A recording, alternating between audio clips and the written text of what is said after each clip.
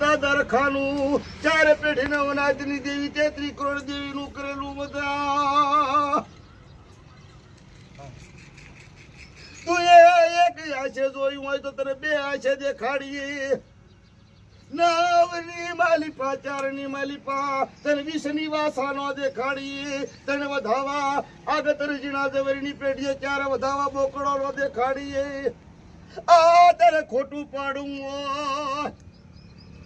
અરીનો દાડો ખોટો પાડવો હોય કપાવલી તારા ભાગની આવે તો તામાંથી તું કાઢી જા કા અમે કાઢી લઈ